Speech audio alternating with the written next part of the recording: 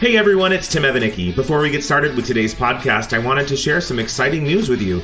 Applications are now open for our 2022 College Audition Conservatory. This program features a full week of workshops with college faculty from the top musical theater programs in the country, masterclasses with Broadway stars, and fun evening activities including performance opportunities and trips to Orlando area attractions. There's also a full lineup of parent workshops available for those parents who want to join in the fun. In my professional opinion as a college audition coach, I think this is one of the top college audition prep programs in the country. But don't take my word for it. The College Audition Conservatory for my son and I have been amazing. For him, it has given him the confidence that he needs to feel like he can go into these auditions and shine. It's given him so much feedback on improvements, things he can do, but also things that he's doing well, which is so hard for them to accept that they do things well at this age. For me as a parent, it's given me a vast amount of knowledge about all the different options that are out there for us and for our children to help them to succeed in such a difficult process. It really is a hard process, and Tim and this faculty and this staff have done such a good job of giving us the information, preparing us and preparing our children. This is a difficult process, and your child is going to be emotional, is going to have opinions, and Tim's process kind of lets you step back and be the parent and not be the driving force behind the process. Tim drives that.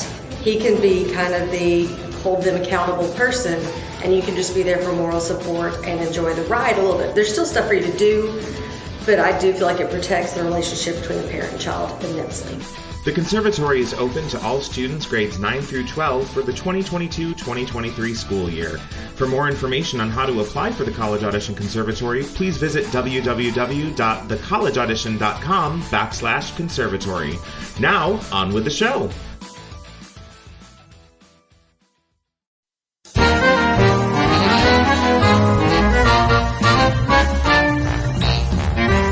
Welcome to the College Audition Podcast with your host, nationally renowned college audition coach, Tim Evanicki. Hey everybody, Tim Evanicki here with the College Audition, back again with another episode of the College Audition Podcast. Today my special guest is Dr. David Herendeen, Director of Opera and Musical Theater at the Bass School of Music at Oklahoma City University. Thanks so much for joining us. Are you kidding? It's been a journey because we finally hooked up here. We had time zone confusion. Then we had an apocalyptic weather moment with thunder sleet. Doesn't that sound like a wrestler's name, right? But it was unbelievably cool, but of course it really cramped our get-together. Thanks for sticking with me, brother. I appreciate you. My pleasure. And just before it was our time to start talking today, it started thundering and the wind started picking up outside, and I was like, oh no, we're doing this no matter what today. No matter what, we got it. So as my listeners know, we always like to get to know the person before the program. So if you could please give us a little bit of background on yourself, your training, your career that has led you up to your time at Oklahoma City University. Oh, it's I just don't know how interesting I am. I think my main function is to make people interesting, so they're marketing. I'm an older guy, and I've been in the academic ecosystem for a while. Oklahoma City University has a really wonderful balance of young teachers and the middle wise, and then they got a couple like me who's like the Gandalf of Oklahoma City University. I know how to get people from safely through through academia. But I've been doing this stuff for a long time. Probably like you, I started music theater, which I loved it. But when I started music theater and performing, when I was 13 in little summer stock roles and things, there was no study in musical. You didn't study music theater, and that is a relatively young degree track. And but I did go to school. You did BFA acting, like an actor that sang, or then I went to Oberlin College Conservatory. And got my bachelor's of performance, and then I got my master's in direction there, and then I went out and got my nose bloodied and would do musicals and some summer stock stuff. But my market, my market, and this is one of the things I talk to my students, you got to see where you're casting niches. What are you? It's not a faith-based situation, right? Cross my fingers and click my heels, and I'm going to be a music theater person. My market was definitely opera, and I think opera is music theater too. I'm against boring opera, and I did pretty. So my highest credentials on my resume are operatic regional opera houses, and I was one of the resident baritones in the Berlin Opera. So that was great. And then I would do like the Brevard Summer Music Theater Festival. They're wonderful there, and just some semi-professional things, but primarily opera. But I just love music theater. I love the music theater style. It's all I knew. It was in my heart. I just wasn't as marketable for that. So I always wanted to be what I'm doing now. You're listening to the most content, happy man in the world, because what I planned, what I worked for, was achieved. I wanted to be in academics, and I wanted to stage direct both operas and musical theater. And I wanted a program that was worth attending. And so here I am. I've been here. God, it's going to sound like really, really concerning for the young high school students, but I've been here 26 years now, and I taught in another institution, a state school in Pennsylvania, for about 9 years, and performed before that. But so I've been around a while, and I have the benefit of just seeing the evolution of the American musical theater form, actually living it, watching it as it happened.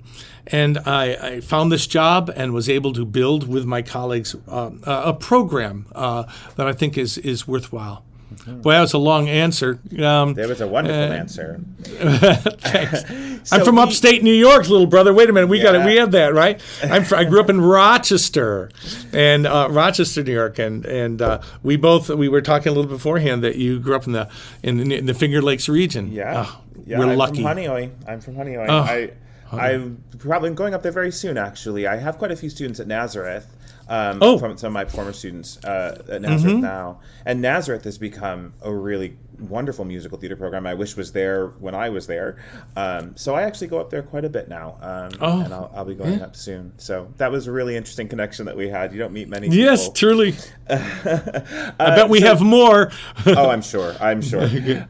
So I mentioned that you are director of the music theater and opera programs and opera. At Bass. So what is the name of the musical theater degree that you offer? We have a Bachelor of Music in Musical Theater. That's and then some people, what we do is we double major, that they will do a Bachelor of Music in Musical Theater and also a Bachelor of Music in Vocal Performance. A lot of this, because I think we have a very unique vocal performance degree in that it has a lot of, the first 2 years are almost parallel with we have acting. We actually think our opera singers should know where stage left and stage right is and be good actors.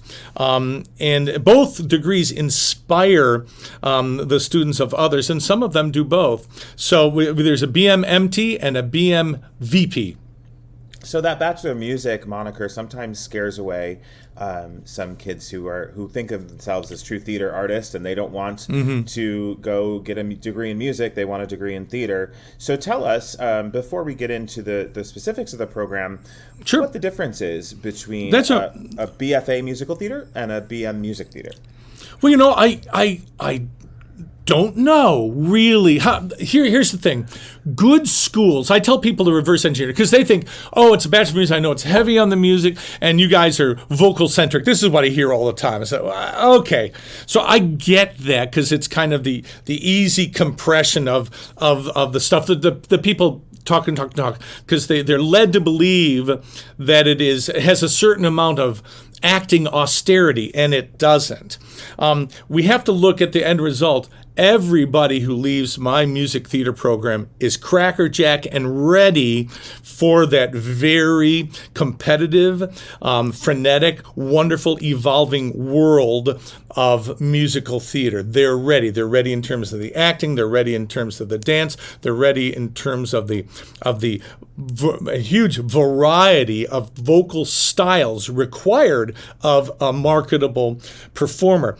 There's just no difference in the end result in our high-quality musical theater program than the results from the other. And there's some yummy music theater programs out there, these quality. So we have, there's always cross-pollination. I think people get so used to academic blinders on their head, like there is a voice lesson. Well, in our voice lessons, we talk about acting while we do the voice lessons. While there's, matter of fact, it's an immersion here more than specific. Here's your acting class. Here's your oral skills class. Here's your piano class. It is, in a sense, functionally, market, industry, zeitgeist, there is no difference between the outcomes with a BFA acting degree with musical theater or a Bachelor of Musical Theater in its efficacy and functionality in the real world. I mean, we got a track record that it's no accident our people go out well prepared. So I just think, where does the degree grow from? What's the DNA? Because as I said, musical theater degrees just weren't around. So when people said, hey, we could make a lot of money teaching people how to be music theater majors, they say, well, where are we going to birth this? Well, let's birth it from the BFA acting school. And here, its DNA comes from the very strong theatrical, the music theater genre of opera and the classical singing. And so that's where it's housed, but the curriculum and menu is designed to make you prepared for that world. So it gets you ready. Right. It does. So a Bachelor of Music does not mean by any stretch of the imagination that you're getting any less dance or any less acting just because you're in a Bachelor of Music program. No, that's what you've got. Oodles, you have 12 credit hours of dance, and dance credit hours are 1 credit hour. So you've got 8 semesters to jam 12 credit hours of dance. And this is, I guess, really important. There are no walls between our really excellent programs at Oklahoma City University. Now, there are some institutions, because I witnessed them, that have a real division and compartmentalization between their educational units. This just does not exist here. First of all, we're beloved friends. I actually go out to dinner with my colleagues. They're a hoot and I love them. But our School of Dance, musical theater at Oklahoma City University, is not just my area, but we have a dance performance group that are essential in their training, because it's a entertainment dance degree designed specifically for the stage, commercials. Nothing wrong with modern dance, but you're not going to be a modern dance major here. We touch on the jazz tap ballet, and of course specialty things, hip hop or waves of dance styles that come in and out of the musical theater genre. So, but everybody in my musical theater program gets taught by the faculty and is mainstreamed with the dance performance majors, who are just unbelievable. And vice versa, the voice lessons, the music lessons, the music productions, which are the musical productions, which are done through my division. But everybody dances, everybody's invited. There's no compartmentalization. And Sasha Hutchings is one of the ones who was in the workshop. The original Hamilton was in Hamilton. Now she's on tour as Lori in the national tour of the rework of Oklahoma. She's a dance performance major. She's there but a musical theater entity from Oklahoma City University. So it's such a rich, cross-pollinated environment. So you're you got everything. You got the BFA acting program. The acting comes from the BFA acting program. There's no dance for music theater majors or acting for music theater majors. They're cross-pollinated. They rub elbows with the majors in these programs, and students teach students. They particularly in the school, I think we do very well with we're very competitive, very rigorous, but I think we're as kind and ethical and supportive as a school like that could be. I don't accept poops, Tim. If anybody looks like they're a jerk, I don't want them in my program. That doesn't sound too academic, does it? No, but it's right. I always tell students that your talent gets your foot in the door, but that personality and personal connection that you make with the schools, my famous quote is, you are auditioning for a role of student they can stand to be around for 4 years. So you've got to make sure you're putting your best foot forward. Perfect. Normally at this time in the podcast, I ask you for your elevator pitch, but I think you just gave it to us, and it was pretty compelling. So you're going to be the first episode in 50 episodes that we're not going to have that elevator pitch question, because you did it pretty darn well without being prompted. Well, thanks. Yeah, well, it's prompting me is not the problem. Shutting me up, as you noticed, Tim, is the big problem. But I believe in my school. And look, Tim, let's understand this. Nobody ever says, I want to spend 4 years in Oklahoma. This is not the first thing off their lips. It's true. I don't have a big old football team. I don't have oceans. I'm not, though I'm an easy flight to New York City, it's not, as the crow flies, far. And there is what we often recognize as kind of an Oklahoma stigma, because people, you got to be here to feel the vibe, but the vibe is something here. It's something special. There's a super sauce here, and it radiates and ripples throughout the institution, but also, I would say, is represented by our alumni. Our alumni give a damn about the people in school now, want them to be prepared well, and help them when they get out of school, because if you want those 3 little letters, OCU, to mean something forever on your resume, perpetuating the legacy of fulfill your promise, please and thank you, don't be a poop, is really important. So I do have often an uphill battle. I wish we had a cuter name, because it goes, the Oklahoma aspect comes right. Oklahoma City University. It gets a shmeh. But if I had something like Smith University, people would say, oh, and they're in Oklahoma? Oh, well, but nah. We got the OCU quality, but I appreciate you recognizing that little quality that I love so much about the place. Yeah, of course. And so let's imagine that I am an incoming freshman. Sure. BM that has enrolled. That is starting. Enrolled. I've been accepted. I'm getting ready to start. What does my first year look like in the MT program? Okay, probably the second hour of your class day is a class with me called Freshman Performers Lab. One of the things I feel is really important is to stabilize the students, all of whom we have like 39 different states. Not very many people come to school from Oklahoma. We have 4 different countries, 39 different states, and a huge variety of background. And every single one is a little anxious about, do I fit? Am I good enough? So my Freshman Performers Lab is where we meet 2 times a week, and you meet with the head of the program, and we unpack the anxieties. We focus them on the responsibilities of a good soul in our school, but also a good soul in the industry. We talk about auditions, but I do want to say, when you're enrolled, the first day you're here, you're auditioning for 2 musicals. The next weekend, you're auditioning for your first opera, and probably 6 or 8 plays. That it's wonderfully exciting. We do about 50 productions in the year. Now, huge of all the areas and different sizes, like studio plays, big big Shakespeare's, big musicals, big operas, small plays, contemporary, whatever. So you're doing that thing we call auditioning.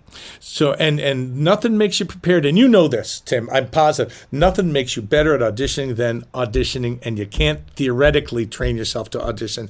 You just got to do it. So there's a lot of that. So for your second hour is Performers Lab with me. You will get some of the music fundamentals, your music theory, your oral skills. You'll do your class piano, and if you're good at piano, we'll give you private lessons. You'll have your acting one. I don't know what dance class you might be, or if your first dance class might be till the next semester.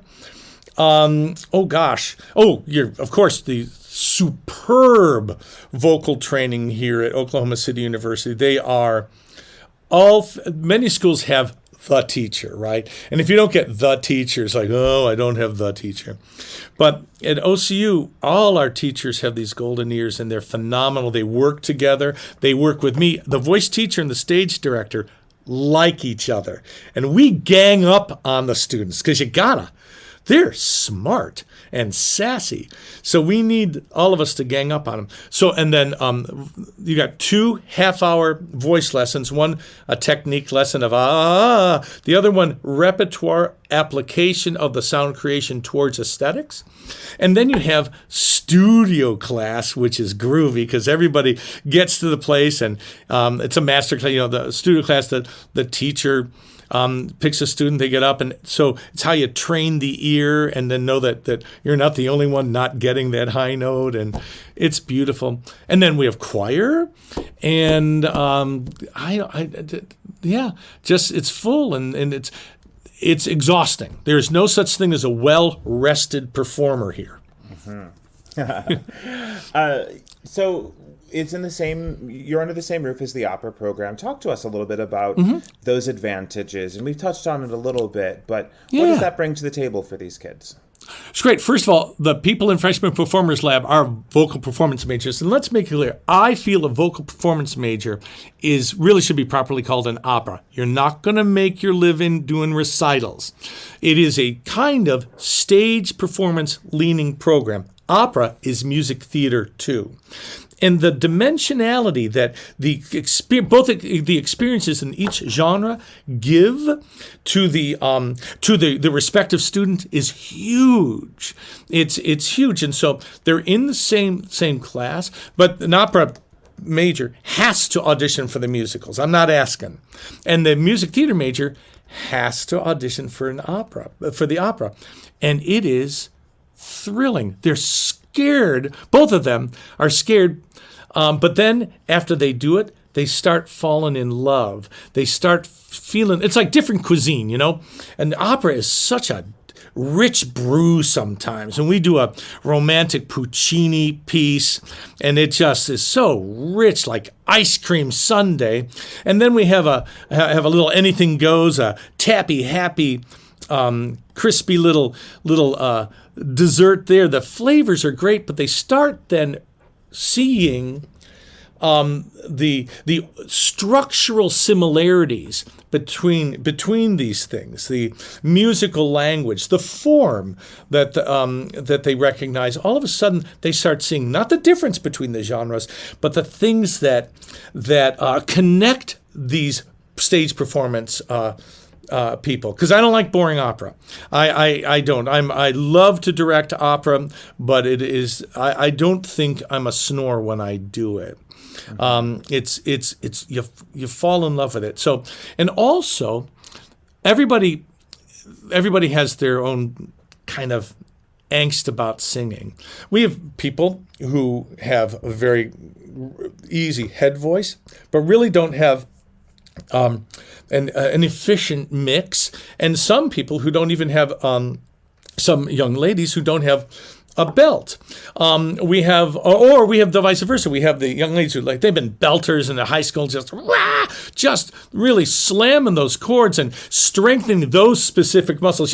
Those the vocalis muscle. That in the chords that they like bodybuilders, but when they get up to that passaggio and they've underdeveloped synergy with the cricothyroid, all that stuff because of your Juilliard training. So we've got to start working on balancing the mechanism. And we're very serious about it. And since my doctorate's in vocal performance with an emphasis in vocal science, I don't pressure through the stage situation them to develop things. So we often have people who have been belting all their life. We say, okay, guess who's not belting for a semester as we strengthen the musculature to enhance your belt towards a mix. And I'm with them. And it doesn't take long. But what it does is it creates the complete vocal package. So, and because I know you do this, so that you can sing any style of music you want. The physics, the vocal chords, are the same thing. We don't exchange them when we do rock. They're the same chords, same physics, but the stylistic demands are different. And so we know how to apply the mechanism towards a style aesthetic end. So that we're good at that. Yeah. And friendly. And boy, I've got a young lady who was a little husky when she came here with her voice, and all she could do was belt. But the potential, Tim, the potential, we can hear it. We got these golden ears, and all we had to do was get her, get the oppositional muscles, get it out of the way. Now she's singing anything and has therefore no fear, and that's what I try. Yeah, will you do it? You do it in your job. You do. You have me absolutely geeking out on your vocology and talking about the voice. Because you know it, right? So far, yeah. So let's say a musical theater student now has gone through their 4 years there. You have two of my former students are in your senior class right now. So how much Vangelis and... I'll flunk them right now. I'll keep them around longer. That's great. Yeah, Vangelis and Adamaris. Good. Yeah. Oh, love them. Love them. Good souls. So how much have they both done operas in their time there? Like how much opera is an MC? I'm wondering. You got. Let's see. I do not know. Maybe not specifically, but average. I think I'm so willing to cross-pollinate. I got to tell you, I find it so not unusual that I really don't reference. They both might have been in an ensemble. They've both of them were just Children of Eden at the beginning of the year, and Adamaris, and Vangelis also is in the Heights that we're doing. So, so they're having a rich year this year. Yeah. But they have all auditioned for the operas. And many of our music theater students have been in the operas. I think that's wonderful and so important. Yeah. That's so great. So as we're mentioning and talking about performances, let's talk about the performance opportunities as an MT student. So how many main stage or school-sponsored productions are you putting on each year?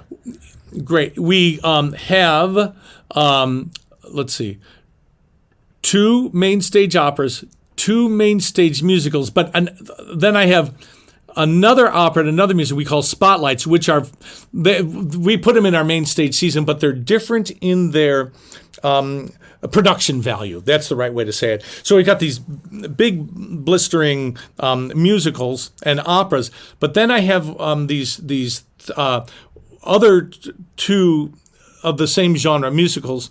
We did Legally Blonde, for example, but it's in our spotlight slot, which means, it's staged, but it's in our, you call it a skeletal performance. Piano. Sometimes I have a little combo, but primarily piano. We do have a student lighting designer that needs a project. But basically I did Legally Blonde with 4 benches and 2 boxes and some fabric. Now, I will tell you, to me, if somebody said, David, you have to choose between your main stage, high production value operas or musicals or the spotlights, and one to do forever, it'll be the spotlights because they demand so much creativity. I have a budget limit. I have but it all becomes, but then it's unlimited. And it's the best teaching tool I have for my students. And it was a great production. Of course, Legally Blonde, you think proscenium and bells and whistles and pink all over the place. But I think I very well revealed to the students that the construct of Legally Blonde is a really good musical. It follows what I teach, the song plot of musical, that quality, the way songs follow hero's journey, and that adhere the songs to the plot. It follows the form perfectly. It's great material, and all of a sudden, it became not just entertainment, but it had a wonderful purpose to it, empowerment, not letting people categorize you simply by the way you look, which is a portable message for anybody. Take a look at me. Well, you can't, but you're looking at me. See, the don't judge a person by the way they look, or don't allow people to. What was it? The thing about Elle is she was canary in the gilded cage, right? She was willing to accept her being an accessory, but she was so much more than that. And when ran into life, and life just, the impact character, the life situation impacted her and sent her off onto the world unknown, and she discovered the true self. And that's a wonderful lesson. So we got to investigate that. I think it was so much more revealed because the bells and whistles, the full orchestra, and the lights and the costumes and the over pink environment wasn't there, and so the kernel and core of the message became the important thing for the students.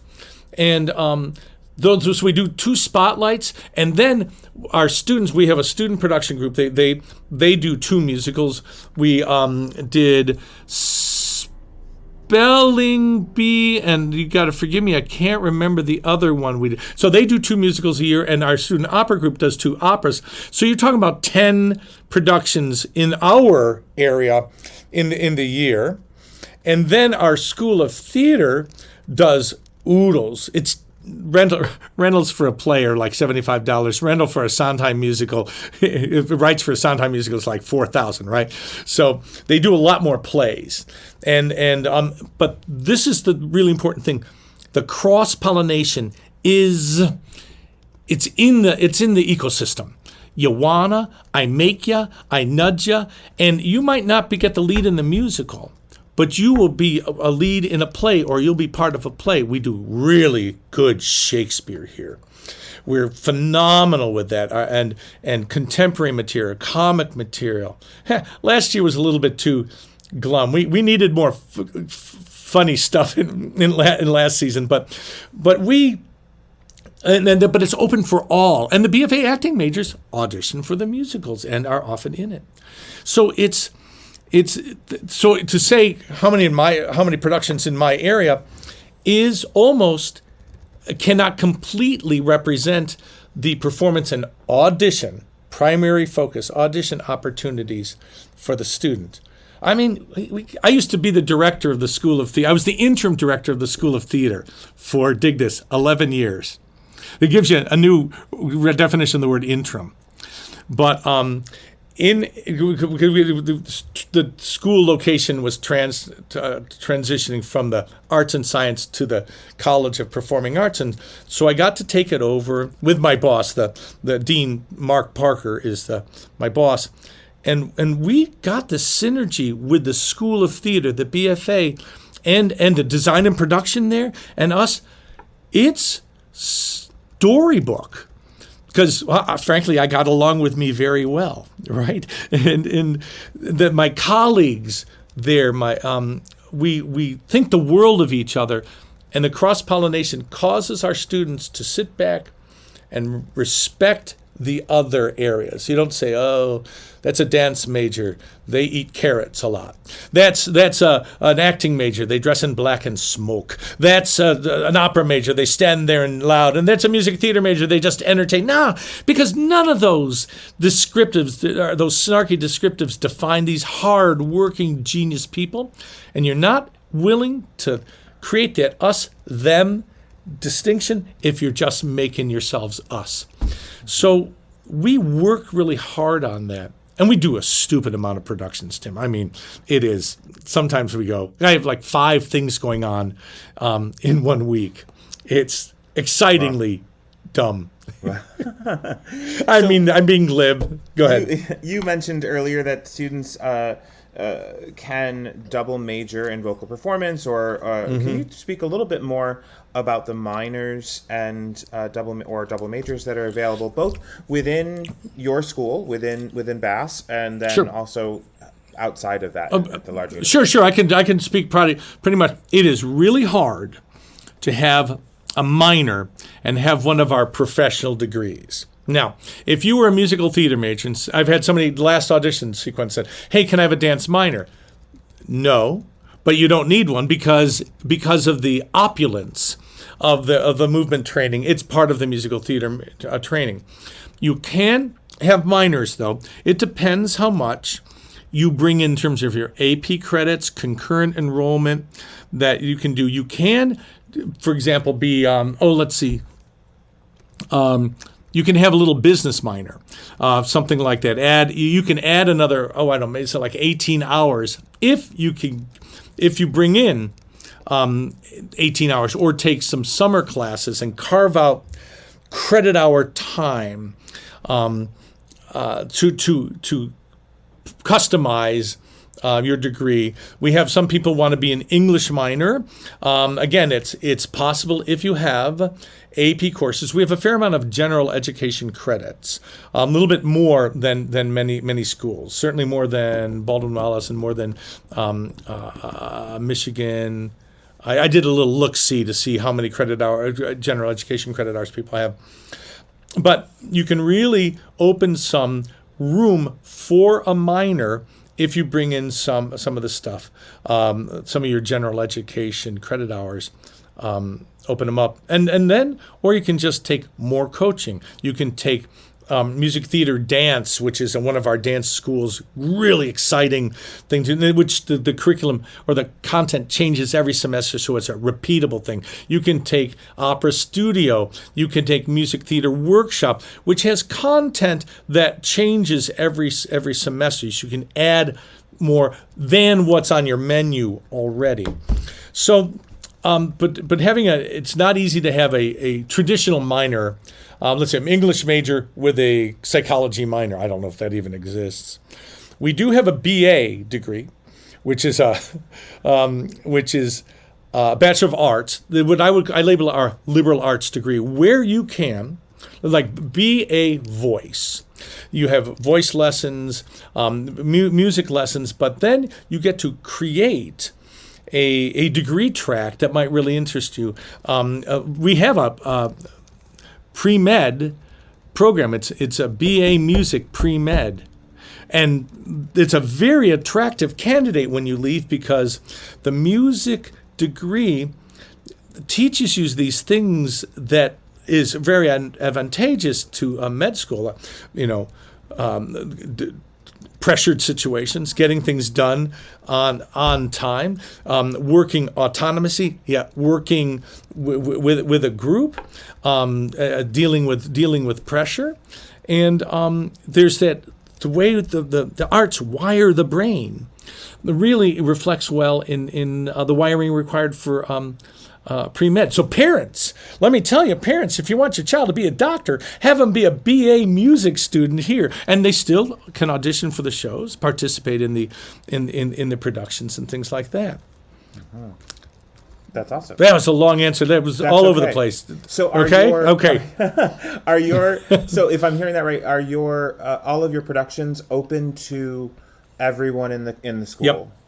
Yep. Okay. We do not. I do not keep any there. Look at if I had a program where people could say, "Hey, Joe, we're doing this musical. You're going to play this part. I'm going to play this part, and Susie's going to play this part." If you can precast the people in the production, it's a time to say, okay. It is an indicator of something, and I'm not necessarily saying bad, but when we did Anything Goes, we had 300 people audition. That's kind of real world, and it is great competition. By the way, we double cast everything. It's best for the education of the students. It's best for the health of the students, particularly with COVID. Double casting is like the most triple. I tripled down when things were getting really robust, and we were so worried about people catching things. We tripled down in our casting, double cast and then cover. So there's a lot of opportunity to perform. The main point is that the audition opportunities are immense, and the variety of audition opportunities. And if you do your preparation right and prepare for the variety of audition material, you really are getting a great education automatically. And then, of course, you get into production, and that's a hoot. And talk to us about some notable alum that have come out of there. Man, I'm going to get my butt kicked if I don't mention. Okay, so let's see. Oh, wait a minute. I'm going to look if I can. I can't find it. Doesn't matter. Okay, let's see. Let's see. I'm just thinking of. I have Elliot Maddox, who's in Beetlejuice right now. Erin LaCroix, who was one of the Christines in Phantom. She has the distinction of doing the very last performance done on Broadway before they closed. In intermission, they said, "Get your stuff ready because you're leaving the theater."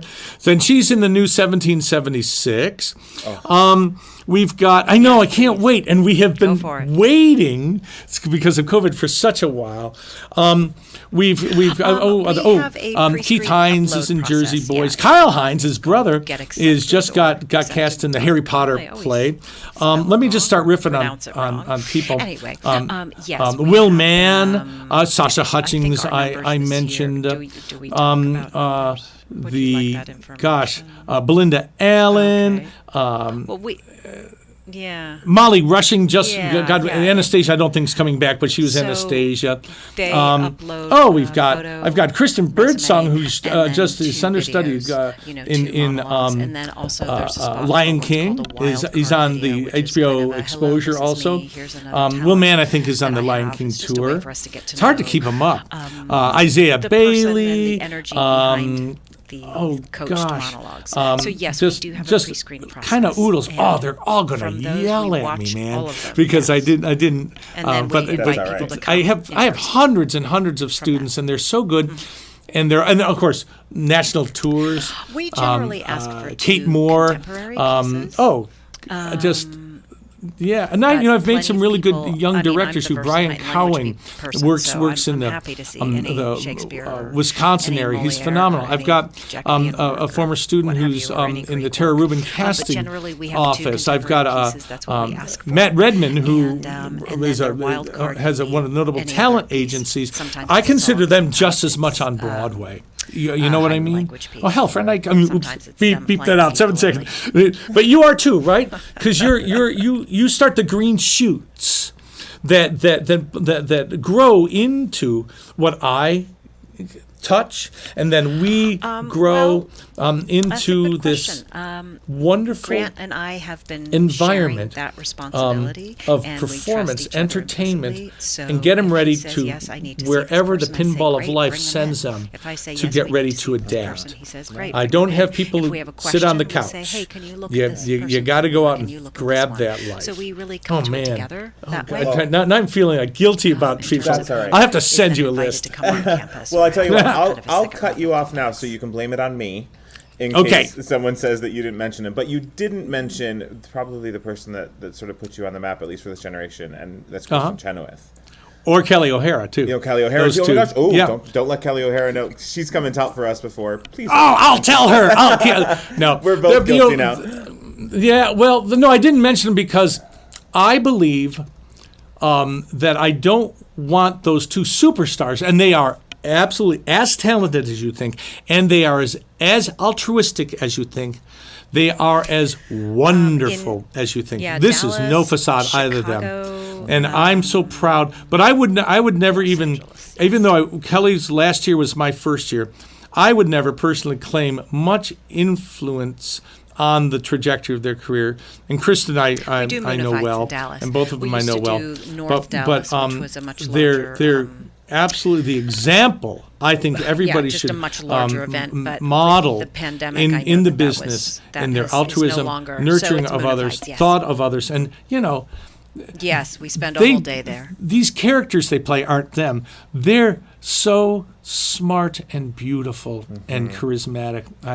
I think the world of them and appreciate what they do. They in a sense teach here. They visit and they come here. But I have others. Yeah. And that maybe they're not Brad, superstars, but what do you call successful people on Broadway? I do want to say that notice that I've got a lot of people who've been on Broadway for a while. I teach people to careers, not one appearance in a show. I want them to be healthy, be able to perpetuate their dreams, adapt to the ever-changing styles and the social, economic, psychological changes in the world that cause change in the art. So I'm very pleased about this good-hearted, good-souled place, and I'm really appreciative of you giving me a chance to rattle and riff, my brother. Thank you so much. Well, that is the point of this podcast. They want to be able to hear it directly from the people who are making the decisions of these programs. So it's actually so wonderful to hear you talk about the program and talk about the program with such enthusiasm. That's really refreshing too. So in the beginning, you mentioned a little bit about where the school is and how much people usually have a bad taste in their mouth about when they hear Oklahoma City. Or stigma, let's say that. Yeah, stigma. Let's say that. Yeah. Well, now is your opportunity to sort of sell the area that the school is in, because we always want to know what the kids are able to do if they're leaving campus. What's around campus or off campus? We have automobiles. We have in my life in Oklahoma, because I've been here 26 years, and believe me, I never in my life thought I'd be working in Oklahoma. And I have an anecdote about that I'll tell you sometime, but I won't take the time now. But it was karma that brought me here. But when I got here, it's not at all like it is now. I call the division pre-Oklahoma Thunder and post-Oklahoma Thunder.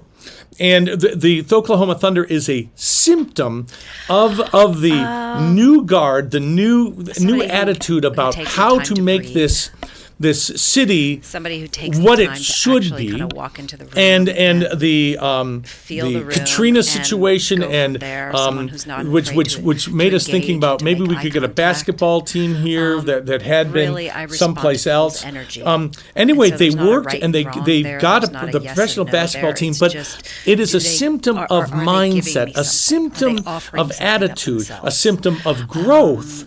In the zeitgeist of the community. Now, what I have now is a wonderful town. We have the renewing and regeneration. It can't be called a renaissance. It's called a naissance, right? Because it's something new. And it is, friends, a foodie town. I'm so happy about that. The food variety is amazing here. The fun is here. We've got just amazing thing. We have a water sports area down there for kayaking and white water. People do the row teams come here and look. I'm demonstrating. You can't see this, but I'm rowing here in front of you for in preparation for Olympics. It does have a Western feel to it. My wife is a hunter jumper horse trainer. We have cowboys out here, but it is. A really exciting town with everything you want. My New York friends come and I take them out to dinner, and believe me, they go yum. And theater is great here. We have 3 equity companies here that use our students. We have a musical theater company, lyric theater company. We have Shakespeare in the Part, and we have the one I'm going blank on right now. I'll live. But we have three, and this is where, when points mattered, some of our students got equity points. So a lot of other performance opportunities offered to our students, and they're not crazy. Everybody wants to use my students in their productions. Why? Because they're pretty darn good. Mm-hmm. And so it's a great area. I walk to school every day.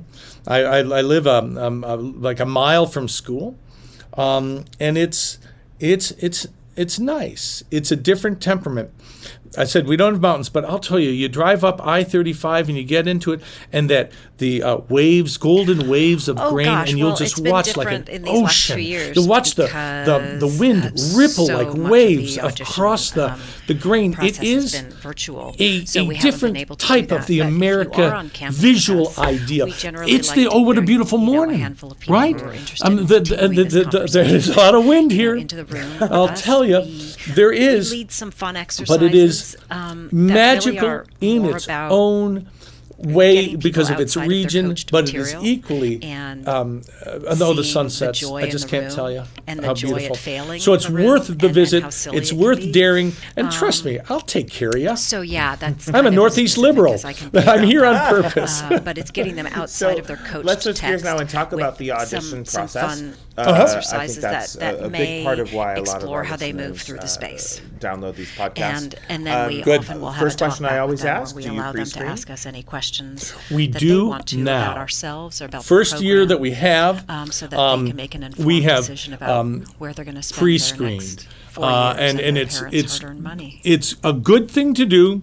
I believe in it for one good reason, and that is I love it when people travel here and see the place, and because you really got to feel it. All of a sudden you go, it's like you're in Oz. You're out of the woods. Oh my God, this place. I never thought it would be like this, feel like this, the students like this. On the other hand, travel is expensive. Now some of your students are doing 30 auditions. And we realize that we have to make sure that there is access for people. So we do pre-screen, and then people are invited to come on to campus. But there is also, these days, a remote option, a remote live option that we've had for people. We have people from Hawaii, we have people from Alaska auditioning. Right. It's far away, and Canada, So I think it is something great that we evolved to, and I'm very pleased. So there's a pre-screen. Go ahead. Yeah. So do you follow the common pre-screen requirements? Yeah. Okay. We do. There was I feel sort of inept in that I don't remember. There was an organization that sort of has the basic ones, and we do it. We didn't reinvent the wheel. Nope, everyone's except the name. Good. So this was your first year pre-screening. How many pre-screens did you get? Oodles, I think, is the word. Hundreds. Oh, and gosh. So from those hundreds, how many did you invite through to a live audition? I think I probably think that about. Let me get a good. Walking into the classroom. I would say that about really who have put in the work.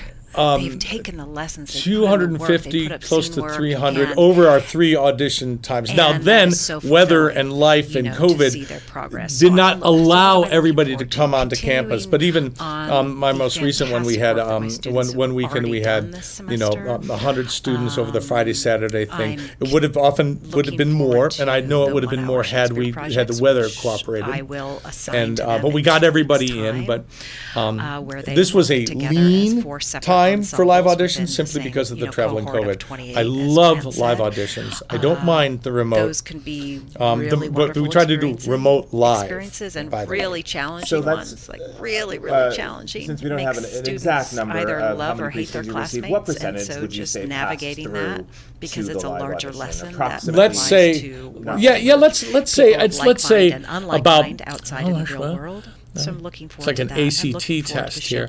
I would say 30 to 40%. Take their wings, fly away, yeah. go and out I think to that's so fair. I think it's and great often when scary world that it is. It stings a little up front that you don't pass the pre-screen, but it's actually you should. I tell the students they should thank the schools that are doing that because they're not stringing them along to do the whole travel and all of that. So, where do you hold your auditions? Only on campus and virtually, or do you do any other? Yes. Only on campus and virtually. And this is to really entice people to come on campus because it's like a clincher. You come here and all of a sudden, it's wonderful, and it's just the greatest feel. The day makes everybody, including the faculty, feel so good. And we try to do it during some sort of a show or in the final production stages of a show, so people get to sit in. I love it when they sit behind me during one of the early dress rehearsals and see how my reaction to things, my commentary. But we do a November.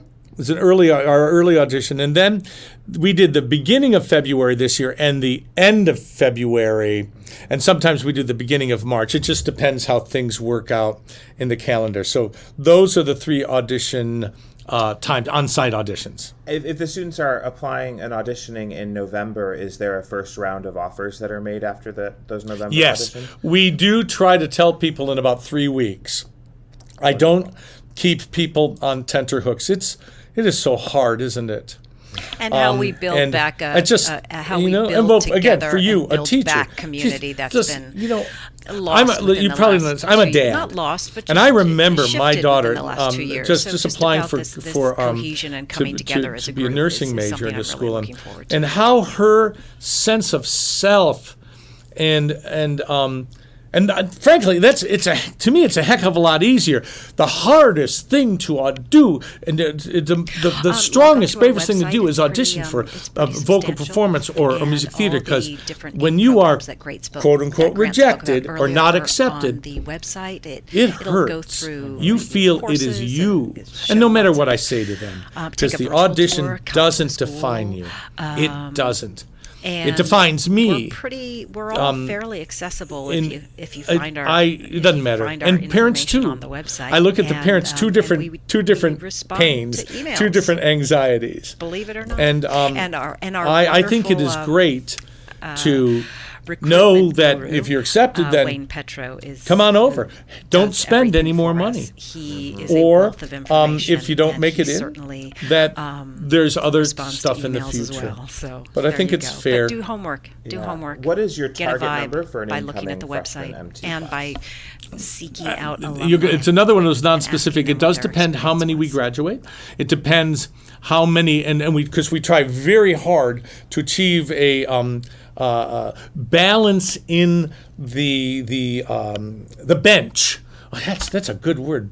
I'll remember that. I just made it a balance in the bench, because 40 sopranos doesn't do anybody any good, particularly the 40 sopranos. So we try to have.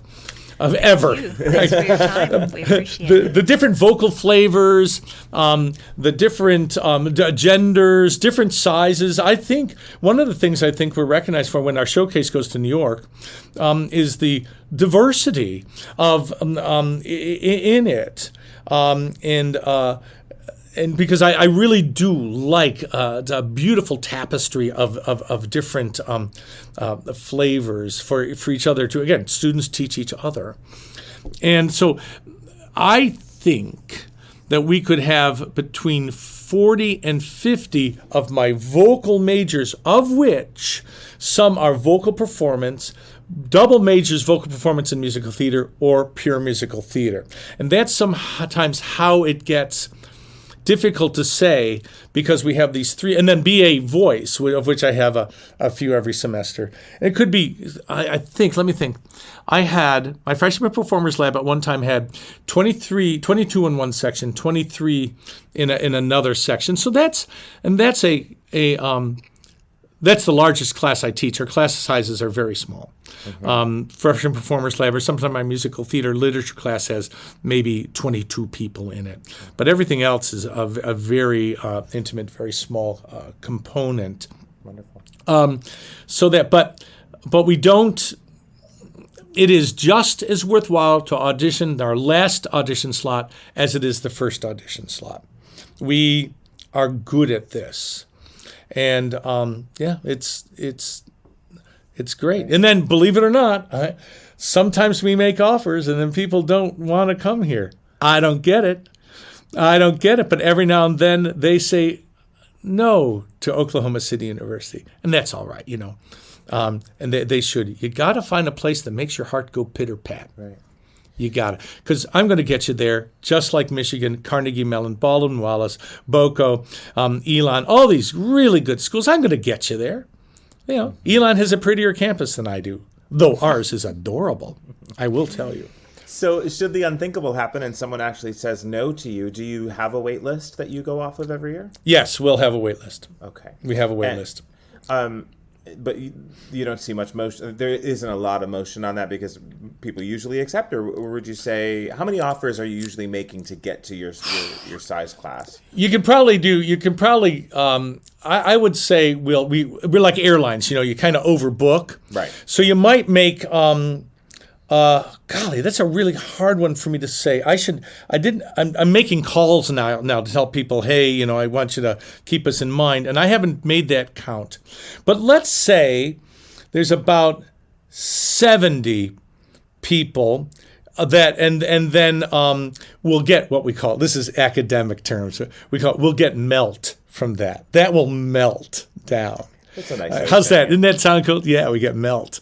And that'll melt down to a workable student component. Now, one year, we invited people to the party, and you do that, right? Okay, we'll invite 20 people, and 10 will show up. Well, sometimes everybody says, yes, I want to come to your party. And there was one year when I had a robustly sized class. But we have such audition opportunities. We have great, and the faculty take an overload in their voice training. We figure it out how to feed everybody at the party and feed them well. That's great. As we start to wrap up our time together today, can you share with us something that you're looking forward to? I do get a little bit of a spring break, and I get to see my wife, and for a little bit. That's nice. I look forward to my summer because I have a rip-roaring good summer music theater camp for middle schoolers and high schoolers. It's very good, and it is a springboard for many of them to enter into. First of all, see if they really like this. It's a very intense. I'm the director of it. I mean, I stage direct it. I don't farm the responsibility off to somebody. I'm there, and they get to see if they like the it of musical theater in, I think, a top-notch musical theater school, and they get to see whether they like us. And we ready them for that world. We talk about college auditions and all that stuff, how to make a good cut. We do master classes, and then of course we put on a show in 3 weeks, and it's great, and it's 24/7 on campus, morning, afternoon, evening, and I love this phase of my year. It's different from my regular. It's kind of a vacation. Not that I don't work hard, but it's a different ecosystem, a different beautiful high school students that I bet you feel this way too.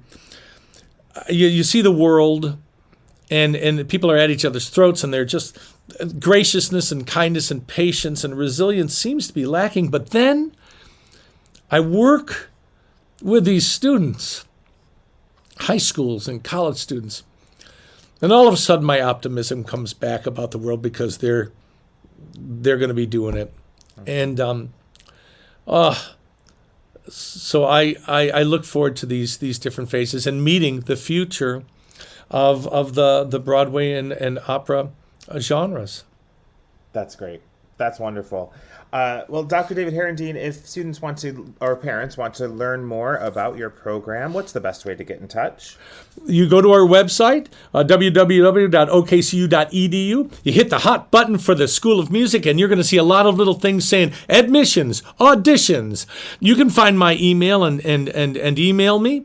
If you want, but the people, well, I mean, you can, and I'll respond to you, probably 3 a.m, but I'll respond to you, I promise. But our student services are wonderful. Contact our admissions. They'll arrange a tour for you. They will help you. Our student services will help you on your audition situation, and just visit us. That's the thing. You won't, any sort of idea you have about Oklahoma or this place, gone. And I'll tell you where to eat that's great. That's what I'll tell you, man. It's a great place to get whatever you want. Great. Well, I guess I'm looking forward to dinner. I'm looking forward to dinner. I think I'm talking food a lot here. I'm always hungry. All right. Well, thank you so much for taking the time to sit down and chat with us today. We would really like to see your face. For more information on the exciting training, workshops, and masterclasses offered by the College Audition, please visit us online at www.thecollegeaudition.com or follow us on Facebook, Instagram, Twitter, YouTube, and TikTok.